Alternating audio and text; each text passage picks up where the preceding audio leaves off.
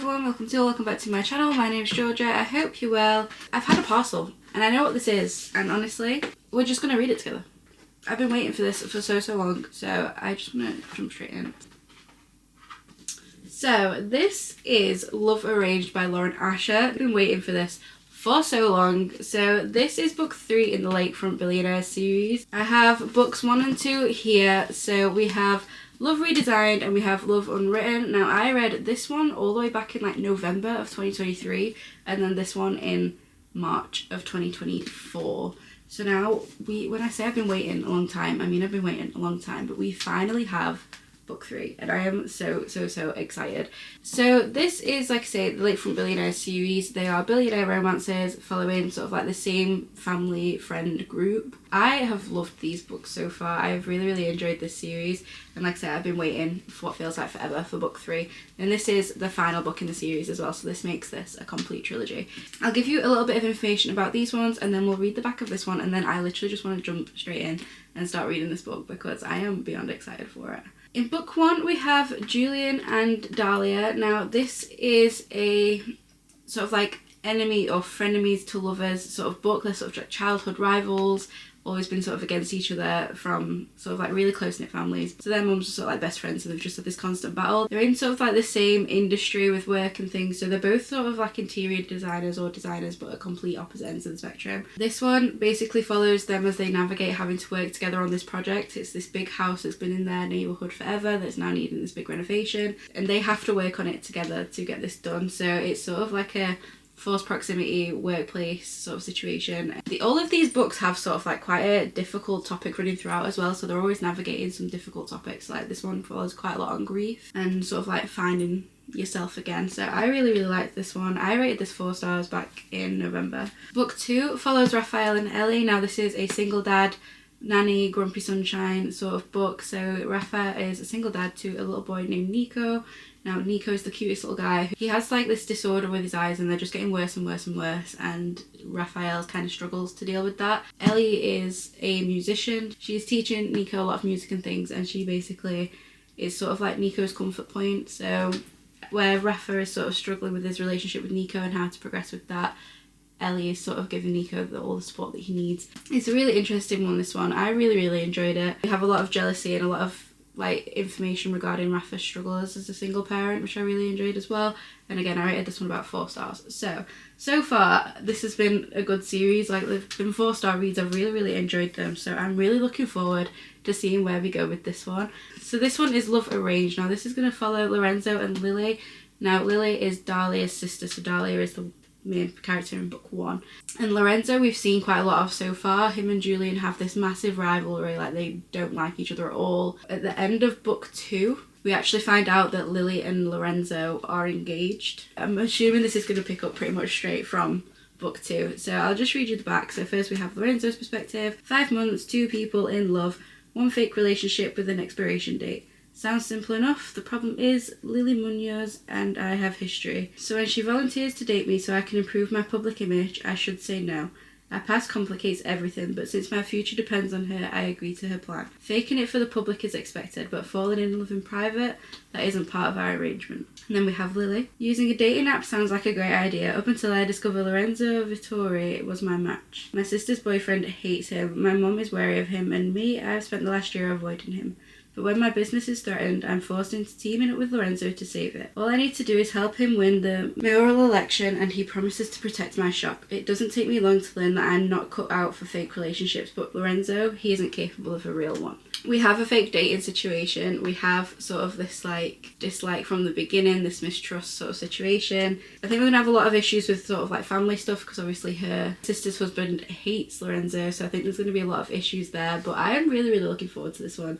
I've been waiting a very long time for it, and I cannot wait to get into this. So this is what we're going to be reading. I am going to do a mix of physically reading and audioing. I do have my Audible token, so I'm going to be using that to get on with this. So I'm going to do a bit of both. I'll probably do a bit of immersion reading. I've been really enjoying doing that recently. It really helps with my concentration. So we will do a mixture of all 3. I do have some of the things I need to be doing today. I've got some tidying and things like that to do, so I'll probably put my audiobook on while I do all of that. I am really looking forward to this one though. I've been waiting, like I said, for a very long time. So let's see if this new release is worth reading. Let's jump straight into it. I'm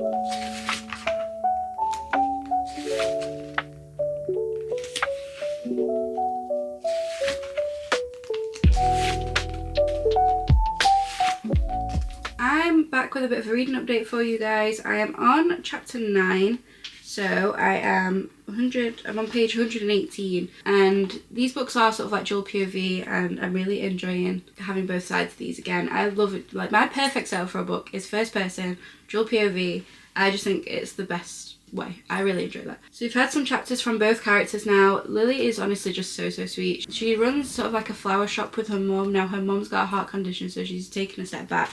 She has taken over this flower shop for her mum. She's now like the manager of it. The guy is currently running for mayor is basically planning to just tear down the street that this flower shop is on and all the other surrounding businesses to build new ones, basically, which is obviously devastating for the families who own the businesses that are currently there. They've been offered places in this new property, but obviously will be a lot more expensive than where they are currently. And mum has a cardiac condition, so she is very nervous to tell her mom, very like unsure on how to go about it, and she's trying to come up with a plan to basically save this business.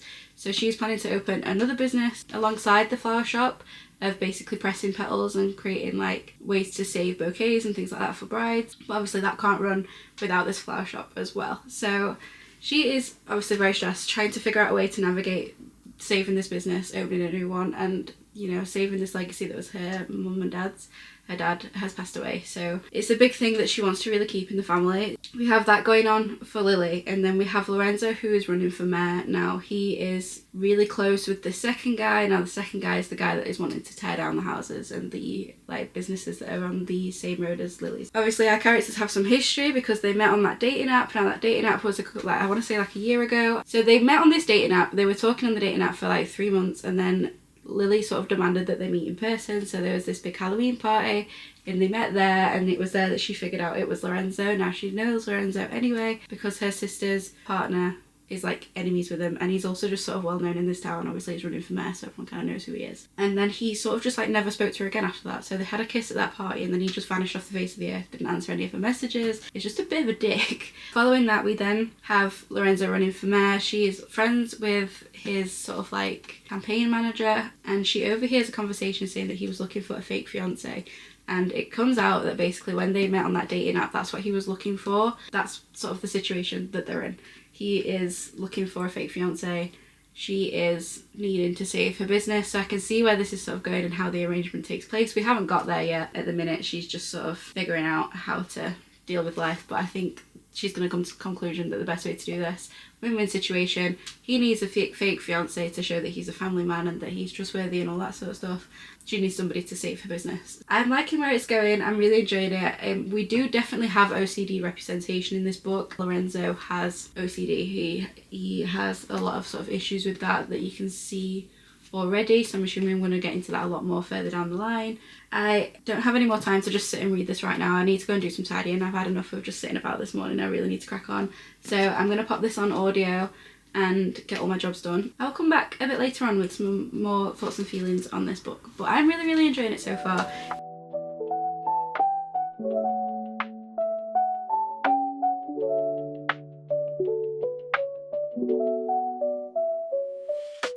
Good morning. We're going to ignore the fact that I'm still half asleep. It's currently 7:30. But I just wanted to give you an update on this book before I went to work. So I am on chapter 23. We've had quite a lot of character development so far in this book. So we have this fake relationship going on between Lorenzo and Lily, and like we're starting to see some sort of like true colours from Lorenzo and a bit of his personality without that wall up constantly. I'm really enjoying that. We are having a lot of like outings to try and get more into the public eye, to try and sell this fake relationship. We're having a lot of really cute sort of like dates and him doing little things like bringing her coffee in the morning, and we're starting to have a few of those moments where they're having to like remind themselves that this isn't real. I am enjoying it. We're having some family issues as well, like her sister, Lily's sister Dahlia from book 1, obviously isn't happy with the fact that she's hidden this relationship for a year. Is the story that they've been telling people anyway, so it's not just completely out of the blue. They have been dating for a year, so there's a lot of like family issues to sort of resolve and things, but I'm really enjoying this. It's just so easy to read and so easy to just like switch off and get lost into. I have mainly done this on audio so far. I'm hoping to get a lot further into this today. I have a lot of time in the car and things like that today, so I'm hoping to get a lot of this done. Fingers crossed I will hopefully have this done, or at least nearly done, by the end of today, which will be nice. I'm gonna head to work. I'll come back to you probably right towards the end, if not at the end of this book. So let's get this book hopefully finished today.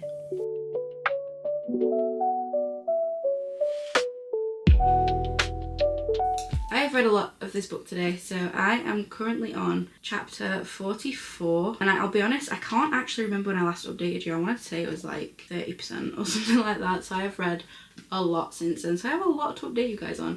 And also the lighting isn't probably the best. It's currently like 9:45 at night, so I have no natural lighting to use, so we're gonna deal with that and move on. We've had a lot of development in this story now, so we've gone from having that sort of like fake relationship to having sort of like a lot of real feelings now. So I'm pretty sure last time I spoke to you guys, we still weren't in a real sort of relationship. They were still very much pretending and acting, and there'd been some drama with her sister, I think was the last time I sort of updated you guys. We've made a lot of progress since then. They've definitely started to accept the fact that they both have real feelings, and then we've had a lot of like dates in the public eye so that they can really start to sell this whole fake relationship. We have also had the fake engagement, and that's when I think it sort of really hit home for our main female character that she wanted this to be more than it is. So we had that sort of fake engagement, and she realised that she doesn't want her engagement, she wanted it to be for real sort of thing. So we then had a bit of a spicy scene, but they got interrupted, and that was like the first bit of spice we've really had, and that was, I'm literally talking like 60% through the book. And then we've had our first official spice scene as well. So it really is like a slow burn for your spice. If that's what you're here for, you're gonna be waiting a while.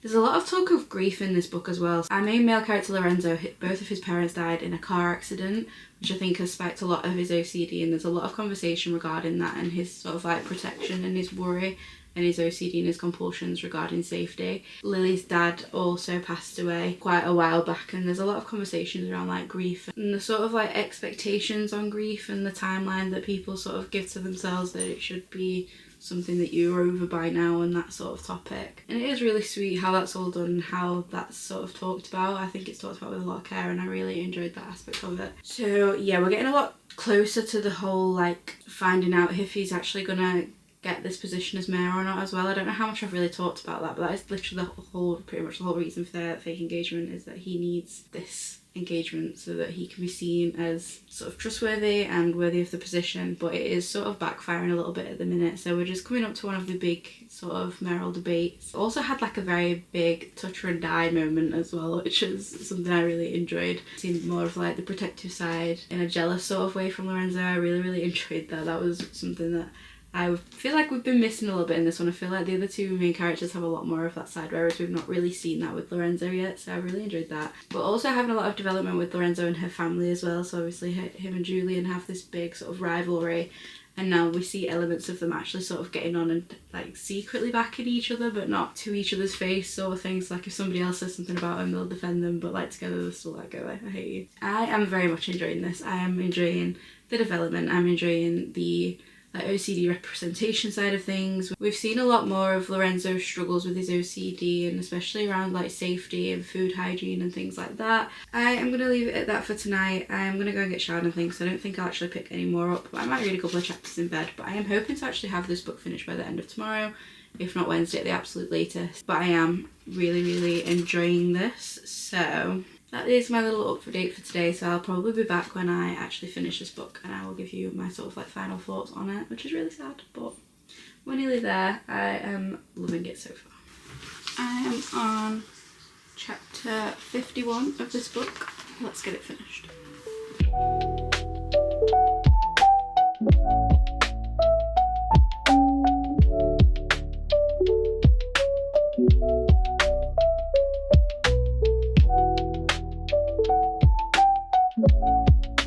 We've got an extended epilogue.